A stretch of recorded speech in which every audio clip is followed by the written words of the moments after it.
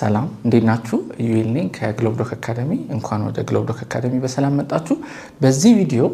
የ11ኛ ክፍል ኢኮኖሚክስ ቻፕተር 3 ናሽናል ኢንካም አካውንቲንግን ዲስከስ እያደረግን ነበር። ካለፉት ቪዲዮዎች የቀጠለ ነው ይሄ። in this video we're going to discuss the concept of GNP ወይም gross national product ምን ማለት እንደሆነ በዚህ ቪዲዮ ዲስከስ እናደርግ ይሆናል። በቀጥታ ወደ ዲስከሽናችን ከመግባታችን በፊት እዚህ ጋር በመታየት የቴሌግራም አድራሻ በመግባት ሐሳብና አስተያየቶቻችሁን ጻፉልን። እንዲሁም በዩቲዩብ ቻናላችን ላይ በኮሜንት ሴክሽኑ ላይ ሐሳብ አስተያየቶቻችሁን መጻፍ ትችላላችሁ ማለት ነው። ከዚህ በፊት ባሉት የዚህ ሌክቸር ሲሪየስ ላይ GDP ምን ማለት እንደሆነ ተመልክተናል። ናሽናል ኢንካም አካውንቲንግ ምን ማለት እንደሆነ ተመልክተናል። ስለ GNP በዚህ ቪዲዮ ዲስከስ እናደርጋለን። ግን ከዚህ ቪዲዮ በፊት GDP ምን ማለት እንደሆነ ዲስከስ ያደረግንበት ቪዲዮ አለ። ያላያችሁት ካላችሁ ያንን ሄዳችሁ እንድታዩት ሪኮመንድ አደርጋችኋለሁ። Alright, so let's talk about GNP. Let's start from the definition. What is gross national product or GNP? GNP is the total market value of goods and services. ይሄ ምን ማለት እንደሆነ በGDP ቪዲዮ ላይ ተነጋግረናል። It is the total market value or the total market price of the goods and services which are produced by the nationality of a given country. Alright? The nationality. አሁን ላስት ቪዲዮ ላይ GDP ዲፋይን ስናደርግ ካየነው ዴፊኒሽን ለየት የምትለው እቺ ናት። ኢን ፋክት መጀመሪያ እንዲሁ ቃሉን በማየት ብቻ ፕሬዲክት ማድረግ እንችል ነበር። It says GNP, gross national product. አያችሁ? national. This one has to do with the nationality of the producer. GDP ላይ ትዝ ይላችሁ ከሆነ all we care about was ምን ነበረ? ያ ምርትና አገልግሎት በሆነ ጂኦግራፊካል ቴሪቶሪ ውስጥ ለምሳሌ የኢትዮጵያን GDP ከሆነ ኮምፒውት እያደረግን ያለ ነው። የኢትዮጵያ GDP የሚባለው በኢትዮጵያ ጂኦግራፊካል ባውንደሪ ውስጥ በኢትዮጵያ ጂኦግራፊክ ቴሪቶሪ ውስጥ ማንንም ያምርተው ማን ከተመረተ የኢትዮጵያ GDP ይባላል ብለን ነበር። But when it comes to GNP, all those goods and services has to be produced by the nationality of that country. የዛ ሀገር ዜጋ በሆነ ሰው የተመረቱ ምርትና አገልግሎቶች ብቻ ናቸው GNP ተብለው ካልኩሌት የሚደረጉት ማለት ነው። ስለዚህ GNP ከGDP ዋና የሚለየው ምንድነው? GDP በዛ ዶሜስቲክ ቴሪቶሪስ መመረቱ ነው። GNP ግን የትን ይመረት የት ብቻ በዛ ሀገር ዜጋ መመረት አለበት ነው የዴፊኒሽን ኦፍ GDP። ስለዚህ ለምሳሌ የኢትዮጵያን GNP ካልኩሌት ማድረግ ከፈለጋችሁ ኢትዮጵያዊ የሆነ within the domestic territory ሆነ or anywhere else in the world ኢትዮጵያዊ የሆነ earn ያደረገው ኢንካም ወይም በኢትዮጵያዊ ኦን የሚደረግ ፋክተርስ ኦፍ ፕሮዳክሽን ያስገኘው ኢንካም በሙሉ የኢትዮጵያ GNP ተብሎ ኮንሲደር ይደረጋል ማለት ነው። ስለዚህ no matter where that person is, okay, necessarily within the geographic territory of Ethiopia መሆን የለበትም የኢትዮጵያ GNP ውስጥ ኮንሲደር ለመደረግ ምንድነው ፕሪሪኩዊዚት ወይም ሪኳየርመንቱ ናሽናሊቲ መሆኑ ነው። በቃ የዛ ሀገር ዜጋ ከሆነ የትም ይገኝየት GNP computation ውስጥ ይገባል ማለት ነው። The total market value of the goods and services which are produced by the nationality of a given country ምን ይባላል? gross national product. ስለዚህ በዛ ሀገር ዜጋ የተመረቱ ምርትና አገልግሎቶችን አጠቃላይ ደምረን አግሪጌት አድርገን gross national product ብለን ሪፈር እናደርገዋለን ማለት ነው። ስለዚህ አሁን ቀደም ብዬ እንደገለጽኩላችሁ there is a difference አይደል? clearly በGDP እና በGNP መካከል ልዩነት አለ አይደል? GDP ውስጥ የምናካትተው ግን GNP ውስጥ የማናካትታቸው ነገሮች አሉ። ምን እንደሆነ እስቲ እንመልከት or the other way around ማለት ነው። Alright, GNP, which is the one that we're discussing, gross national product, includes some outputs that are produced by the citizens of a country who is living abroad. አያችሁ? ከዛ ሀገር ውጪም ቢሆን as long as the income is earned by then a nationality of that country, it will be considered as GNP. Alright, ይሄንን ኢንክሉድ ያደርጋል። ምን ማለት ነው? አሁን የኢትዮጵያ GDP ከሆነ ከኢትዮጵያ ድንበር ውጪ ያሉ ኢትዮጵያውያን earn የሚያደርጉት ኢንካም የኢትዮጵያ GNP ውስጥ ይካተታል። እነዛ ሰዎች የትም ይሁኑ የት as long as they are Ethiopians የኢትዮጵያ GNP ውስጥ ነው ምን ቆጥረላቸው ማለት ነው። ከዛ ደግሞ GNP ምን ኤክስክሉድ ያደርጋል ይላል? The output produced by foreign resources in each country. The output produced by foreign resources. ለምሳሌ ኢትዮጵያ ውስጥ ያሉ ፎሬነሮች ወይንም ደግሞ ፎሬነሮች ኦን የሚያደርጓቸው ፋክተር ኦፍ ፕሮዳክሽን የሚያስገኙት ኢንካም የኢትዮጵያ GNP ውስጥ ኮንሲደር አይደረግም። All the income that is earned by foreign resources እኛ ዶሜስቲክ ቴሪቶሪ ውስጥ ቢገኝም የኢትዮጵያ GNP ውስጥ አይካተትም። ጂዲፒ ውስጥ አካተነው ነበር ትዝ ይላችሁ ከሆነ because ማንም ያምርተው ማን as long as it is in the geographical boundary ጂዲፒ ውስጥ ይካተት ነበር። አሁን ግን ጂኤንፒ ላይ ያንን አናረግም። ኦልራይት በኢትዮጵያ ድንበር ውስጥ within the domestic territory of Ethiopia የሌላ ሀገር ዜጎች earn ያደረጉት income is not included in the GDP. That's what we're saying here አይደለ? GNP excludes the output produced by foreign resources in each country. አያችሁ? ስለዚህ GNP በቃ ዋና ፎከሱ ምንድነው ማለት ነው? It is the nationality. የዛ ሀገር ዜጋ ያመረተው ምርት alright የሚለው ላይ ነው GNP ፎከስ የሚያደርገው። አያችሁ? ስለዚህ ዲስቲንክሽኑ ይሄ ነው ማለት ነው። When it's GDP you focus on the territory. When it's GNP you focus on the nationality. የዛ ሀገር ዜጋ ያመረተው ኦልራይት ስለዚህ ጂዲፒ እና ጂኤንፒ ሪሌት ማድረግ እንችላለን ወይ የሚለውን እንመልከት። እስቲ እንግዲህ ሐሳቡን በደንብ መረዳታችሁን ቼክ ለማድረግ እዚህ ጋር በጣም ሲምፕሊፋይድ የሆነ ዴሞንስትሬሽን ወይ ማሳያ አስቀምጬላችኋለሁ። አሁን when it is GDP እንግዲህ የተለያየ ቀለም እዚህ ጋር ያለው የተለያየ ናሽናሊቲን ሪፕሬዘንት ለማድረግ ተፈልጎ ነው። ኦኬ ስለዚህ አሁን እዚህ ጋር ቢጫ አለ well assuming እነዚህ ነጮቹ የተመሳሳይ ሀገር ሲቲዝኖች ናቸው ብለን ብናስብ so what we do in GDP is በተመሳሳይ ጂኦግራፊክ ቴሪቶሪ ውስጥ የተመረተውን ምርት ምን ማድረግ ነው ቆጥሮ መደመር right so that's GDP ሰዎቹ የየት ሀገር ዜጋ ይሁኑ we don't care all we care is ምንድነው ያ ምርትና አገልግሎት በዚህ ጂኦግራፊክ ቴሪቶሪ ውስጥ ተመረተ or አልተመረተም የሚለው ነው ጥያቄው so as long as it's produced within this geographic territory it is included in GDP but when it comes to GNP nationality is a factor ብለናል አይደለ ስለዚህ አሁን ለምሳሌ እዚህ ሀገር ውስጥ እዚህ ሳምፕል ሀገር ውስጥ እንደምታዩት የሌላ ሀገር ዜጎች አሉ አይደለ እዚህ ጋር yellow አለ red አለ blue አለ so እነዚህ የዚህ ሀገር ዜጎች አይደሉም for that reason እነዚህ ሰዎች earn የሚያደርጉት income የዚህ ሀገር GNP ተብሎ ኮንሲደር አይደረግም GDP ውስጥ ይገባል ብለን GNP ግን አይባልም ስለዚህ የዚህ ሀገር country wide ልንለው እንችላለን የካንትሪ ዋይድ GNP የሚሆነው ምንድነው ማለት እነዚህ ነጫጮቹ country wide belong የሚያደርጉት ሰዎች ያመረቱት ምርት እነዚህ ሶስቱ ማለት ነው ፕላስ ደግሞ ከዚህ ጂኦግራፊክ ቴሪቶሪ ውጪ ያሉ የካንትሪ ዋይድ አገር ሰዎች ለምሳሌ አያችሁ እነዚህ ሰዎች የዚህ ሀገር ሰዎች ናቸው ግን they are living abroad አይደለ ስለዚህ እነሱ ያመረቱትንም አንድ ላይ እንሰበስባለን ማለት ነው when we are computing GDP so when it comes to GNP የትም ይሁን የት as long as የዚህ ሀገር አባላት እስከሆኑ ድረስ እነዚህ የሚያገኙት ኢንካም GNP ውስጥ ይካተታል ማለት ነው ምንም እንኳን የሀገሪቷ ባውንደሪ ውስጥ ባይገኙም but when it comes to GDP you have to consider በዚህ ዶሜስቲክ ቴሪቶሪ ውስጥ በዚህ ክልል ውስጥ የተመረተ ምርትና አገልግሎት መሆኑን እርግጠኛ መሆን አለባችሁ ማለት ስለዚህ እቺ I think GNP እና GDP ዲስቲንክሽኑን በግልጽ የሚያሳይ ፒክቸር ነው ያስባለሁ ኦልራይት እስቲ አሁን ምሳሌ እንመልከት GDP እና GNP ልዩነታቸውን በደንብ መረዳታችሁን ቼክ ለማድረግ ኦኬ ሶ ምን ይላል ምሳሌያችን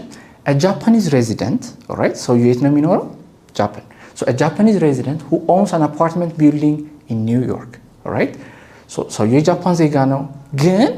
in US ምን አለው apartment building አለው and let's assume he is earning a rental income አከራይቶታል ብለን እናስብና ከዛ apartment building ገቢ ያገኘ ነው ብለን እናስብ alright so አሁን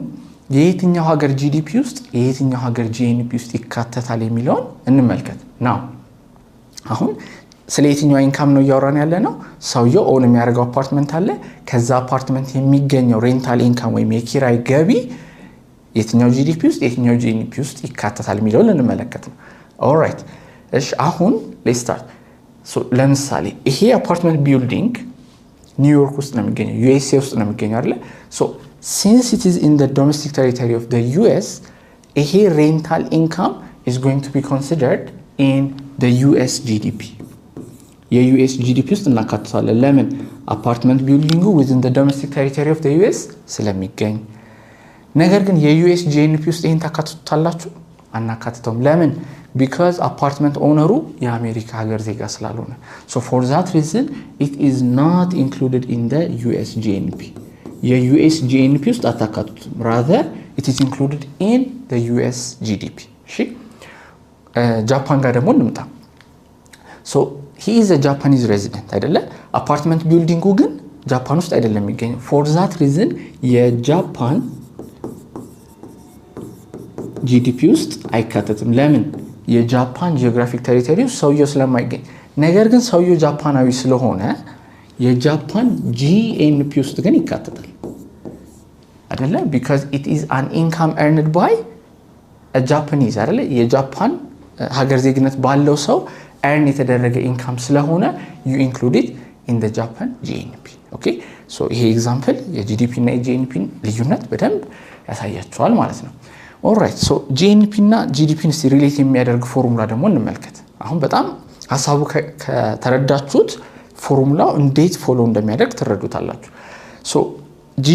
GDP ወደ GNP አድጀስት የምናደርግባት NFI የምትባል ፋክተር አለች እቺ ጋር የተጻፈችው ፎርሙላ አጠር አድርጌ ብጽፋት GNP ማለት GDP plus NFI net factor income እዚህ ጋር NFFI ይላል alternatively NFI ብላችሁ መጻፍ ትችላላችሁ alright so net foreign factor income or NFFI ምንድነው alright so we have this definition here so ምንድነው የምናደርገው መሰላችሁ GDP-ውን ወደ GNP ለመቀየር እየሞከርን ነው alright so ወይም ሁለቱን ሪሌት የሚያደርግ ፎርሙላ ለመስራት እየሞከርን ነው so NFI ምንላት እቺ ፋክተር ምንድናት መሰለቻችሁ it is the difference between the aggregate amount that citizens and companies earn abroad alright so ውጪ ያሉ የዛ ሀገር ዜጎች የሚያገኙትን መደመር አለብን አይደል GNP ለመስራት እቺኛውን NFI አሁንም ትንሽ በተና አድርጌ ጻፋት so GDP so you have GNP here so GNP is equals to GDP so already compute የተደረገው GDP ላይ ምን ልጨምርበት factor income from abroad factor income from abroad ከውጪ ማለት ነው from abroad so ለምሳሌ የኢትዮጵያ GNP ቢሆን ከኛ ሀገር ድንበር ውጪ ያሉ ኢትዮጵያውያን ያገኙት ኢንካም መደመር አለበት አይደል GNP ለማግኘት alright ከዛም ይላል and the aggregate amount that foreign citizens and overseas companies earn in that country የሌላ ሀገር ዜጎች በእኛ ዶሜስቲክ ቴሪቶሪስ በኢትዮጵያ ዶሜስቲክ ቴሪቶሪስ ያመረቱት ምርትና አገልግሎትን ምን መደረግ አለበት ዲዳክት መደረግ አለበት so ምን ላድርግ እዚህ ጋር factor income to abroad አያችሁ ይሄኛው ከGDP ውስጥ መቀነስ አለበት አይደለ because GNP only includes goods and services that are produced by the nationality of a certain country አያችሁ ስለዚህ NFI የምትለው ተበትና ስትጻፍ ምን ትሆናለች ማለት ነው GDP plus factor income from abroad ከውጪ የኛ ዜጎች የሚያመርቱት መደመር አለበት GNP ላይ and minus factor income to abroad እኛ ሀገር ሆነው ፎሪነሮች ከሆኑ ወይም ደግሞ በሌላ ሀገር ዜጋ ኦን የሚደረግ ድርጅት ከሆነ that will have to be deducted alright ስለዚህ እቺ GDP እና GNP ሪሌት የምታደርግልን ፎርሙላ ናት ሲምፕሊ ምን ብላችሁ ማስተዋወስ ትችላላችሁ GNP is equals to GDP plus NFI or net factor income alright so እንግዲህ እዚህ ፓርት ላይ የምናየው መጨረሻው ሐሳብ is the flow of stock is about stock and flows ስለነዚህ ስለሁለቱ ነገሮች እንነጋገራለን alright so stock ምን ማለት ነው flow ምን ማለት ነው alright stock ማለት it is the quantity which is measured at a given point in time alright it is the total accumulated value of something stock ይባላል I think ምናልባት ቃሉንም ከዚህ በፊት እንዲሁ በዲክሽነሪ ዴፊኒሽኑ ልታውቁት ትችላላችሁ okay at some point in time accumulate ያደረገ ነገር ምን እንለዋለን stock እንለዋለን and በሌላ በልኩ ደግሞ እዚህ ጋር ምን አለ flow አለ so flow ይሄኛው ምንድነው at a given point in time ነበር measure የምናደርገው አይደል flow is a quantity measured per unit of time ይሄኛው at a point in time ነው measure የምናደርገው alright የሆነች point ላይ ነው but flow ሲሆን ግን የሆነ period of time ውስጥ ያለውን quantity ነው በነገራችን ላይ stock and flow ምንድነው የምንላቸው መሰላችሁ quantity variable እንላቸዋለን quantity variables alright so ሁለት አይነት quantity variables አሉ in economics የምንጠቀማቸው ማለት ነው some are stock variables some are flow variables so stock variables they are measured at a given point የሆነች point ላይ ምን ያህል accumulation አለ የሚለውን የሚነግረኝ variable stock variable ይባላል flow variable ግን በሆነ period of time ውስጥ ምን ያህል quantity flow አደረገ a quantity measured per unit of time so it shows the amount of new addition already ያለው existing stock ላይ so የሆነ accumulation አለ እዛ ላይ ምን ያህል ተጨመረ ሚሊዮን የሚነግረኝ ማለት ነው flow variable ነው ማለት ነው alright አሁን እንግዲህ አውት ኦፍ ኖዌር ስቶክ እና ፍሎ ቫሪያብል ስለ ጂዲፒ ስለ ጂኤንፒ ያወራን ነበርና ምን ሊያረግ መጣ ያስብላል አይደል ስቶክ እና ፍሎ የሚለው ኮንሰፕት ሶስት አሁን እንመጣበታለን ምን ለማለት እንደፈለግን ቀጣይ ስላይድ ላይ ነግራችኋለሁ ራይት ግን መጀመሪያ ሐሳቡን ተረዱት ፍሎውን ደግሞ ከፈለጋችሁ ምን ብላችሁ መጻፍ ትችላላችሁ it is delta stock ብላችሁ ወይም a change of stock ብላችሁ መጻፍ ትችላላችሁ so ስቶኩ በምን ያህል change እንግዲህ ሲሆን መጨመርም መቀነስም ሊሆን ይችላል so flow can be represent or can be defined as a change of stock የስቶክ ለውጥ ፍሎ ይባላል ብለንም አንደርስታንድ ማድረግ እንችላለን ማለት ነው አሁን ፍሎው እና ስቶክን ለመግለጽ ብዙ ጊዜ in economics የምንጠቀመው this bathtub example የምንለው አለ ኦኬ ሶ እዚህ ገንዳ ውስጥ ውሃ አለ ሶ ኦሬዲ የሆነ ፖይንት ኢን ታይም ላይ የሆነ amount of water አለ አይደለ so the amount of water in the tub ምንድነው የሚባለው ስቶክ ይባላል ከዛ ደግሞ እዚህ ውስጥ ያለው የውሃ መጠን ይጨምራል በምን ያህል መጠን ይጨምራል እዚህ ጋር በዚህ ፓይፕ ፍሎ ያደረገ ባለው water amount ስለዚህ ቅድም በተነጋገርነው መሰረት stock is an accumulation of something and it's measured at a point in time ብለናል so this is stock and ይሄ stock በምን ያህል እየተለወጠ ነው by the rate of flow ስለዚህ ይሄኛው like accumulation ነው ይሄኛው ግን per unit of time ለምሳሌ አይ ቲንክ ከፊዚክስ የምታስታውሱ ከሆነ speed በምን ነበር የሚለካው በሜትር per second አይደለ so when you say 2 meter per second you're talking about it's a flow variable አይደለ per unit time የሚለካ ነገር በአንድ ሰከንድ 2 ሜትር ከቨር አደረገ or you might have acceleration ስትለኩ ለምሳሌ 2 ሜትር per second square ትላላችሁ አይደል 2 ሜትር per second ማለት which means በሆነ ሰከንድ ውስጥ which is በአንድ ሰከንድ velocity በ2 ሜትር per second እየጨመረ ይሄዳል እንደማለት ነው so flow variableዎችም ልክ እንደዚህ ናቸው በሆነ point in time ምን ያህል ይለወጣል ለምሳሌ አሁን እዚህ ጋር ስቶኩ ውሃ ስለሆነ we might say there is 5 liters of water እዚህ ገንዳ ውስጥ ብለን መግለጽ እንችላለን ከፈለግን ደግሞ using a flow variable ምን ልንል እንችላለን we can say 1 liter per minute flow ያደረገ ነው ልንችላል አያችሁ this is the amount of water accumulated at a point in time that is stock the amount of water that is entering in the stock 1 liter per minute በየደቂቃው 1 liter enter ያደርጋል አያችሁ this is a flow variable this is a stock variable and this tells us by how much the stock is changing ስቶኩ በየደቂቃው ምን ያህል እየተለዋወጠ እንደሆነ ይነግረኛል እሺ አሁን ቀደም እንተባብለን ነበር ምንድነው አሁን እዚህ ጋር ባስታብ ምን አስፈልገ ስለ ጂዲፒ ያወራን አይደለ ወይ ብትሉ በምክንያት ነው እሺ ነገር ያመጣናል ምን ለማለት ነው or ይሄ ምሳሌ ያመጣን ምን ለማሳየት ነው GDP እስካሁን ስንነጋገረው የነበረው ማለት ነው GDP is a flow variable የሚለው ልንነግራችሁ ፈልገን ነው a flow variable ኦኬ ምን ማለት ነው ብዙ ሰው GDP ሲባል ስቶክ ኮንሰፕት ነው የሚመስለው ኦኬ የሀገሪቱ የተከማቸ ሀብት አይደለም እሺ GDP rather it is a flow variable ምን ማለት ነው በዛ GDP ካልኩሌት በመናደርግበት አመት ውስጥ ምን ያህል ምርት ምን ያህል አገልግሎት በኢኮኖሚ ውስጥ ፍሎ አደረገ ምን ያህል ኢንካም በኢኮኖሚ ውስጥ ፍሎ አደረገ ምን ያህል ፕሮዳክት በኢኮኖሚ ውስጥ ፍሎ አደረገ የሚለውን ይነግረናል እንጂ it does not tell us the stock of resources of a country so the key takeaway ከዚህ ፓርት ምንድነው ማለት ነው GDP ምን አይነት ቫሪያብል ነው flow variable ነው ኦኬ it is not a stock variable የሀገሪቱ የተከማቸ ሀብት አይደለም ይነግረን rather ያ stock of wealth በየአመቱ በምን ያህል እየተለወጠ ነው ልክ እዚህ ጋር ውሃው በምን ያህል እየተለወጠ እንደሆነ በፍሎ ቫሪያብል እንደገለጽ ነው GDPም እንደዛው ነው ለምሳሌ የአንድ ሀገር GDP 1 ትሪሊየን ነው ብንል 1 ትሪሊየን ዶላር ከሆነ ያን ሀገር GDP that means 1 ትሪሊየን ዶላር per year አያችሁ ልክ እንደዚህኛው ስቶክ ቫሪያብል ማለት ነው 1 ትሪሊየን ዶላር per year ምን ማለት ነው የሀገሪቷ stock of resource በዚህ ያህል ጨመረ አያችሁ it tells us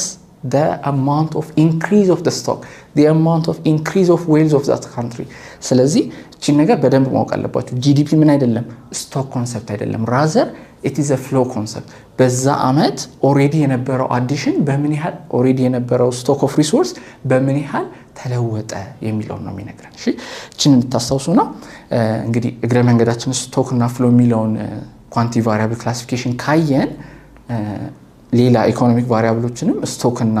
ፍሎው ያለ ለመለየት እንሞክር እሺ ግረ መንገዳችንን ሶ አሁን እንግዲህ ሐሳቡን በደንብ ከተረዳችሁ ስቶክ እና ፍሎው ብሎ መለየት አያቅታችሁም በእርግጠኝነት ተመልከቱ አሁን እዚህ ጋር ምን ምሳሌ አለ a person's wealth ይላል የሰው ሀብት do you think it's a stock or a flow variable obviously it is a stock አይደለ so whales is a stock variable alright ከዛ ደግሞ whales ይጨምራል or ይቀንሳል አይደለ ያ የሚጨምርበትና የሚቀንስበትን የሚነግረን variable ነው የሚባለው it is a flow አይደል ስለዚህ income እና expenditure ምንድናቸው ማለት ነው flow variables ናቸው alright so whalesአችን ወይም ሀብታችን እንግዲህ ገቢያችንን ጠበብ ባለ ፓይፕ ሪፕሬዘንት ላደርገው ወጪያችንን ደግሞ እንደዚህ ሰፋ አድርገው ስለዚህ አሁን ምንድነው there is an amount that is entering into our whales አይደለ ከዛ ደግሞ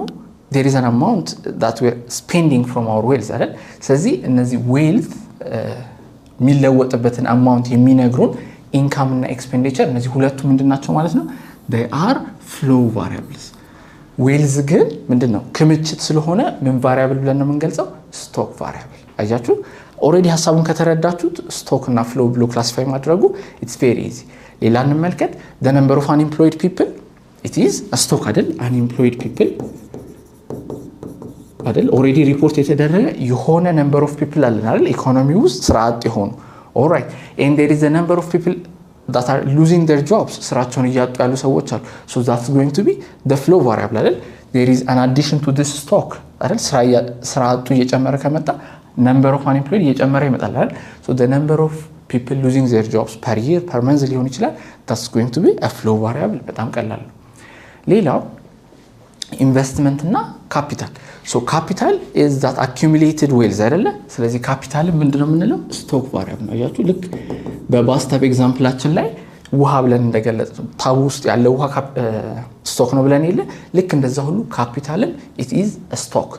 ከዛ ይሄ ካፒታል ኢንቨስት ይደረግ ይጨምራል አይደለ ስለዚህ investment is a flow variable እንላለን ማለት ነው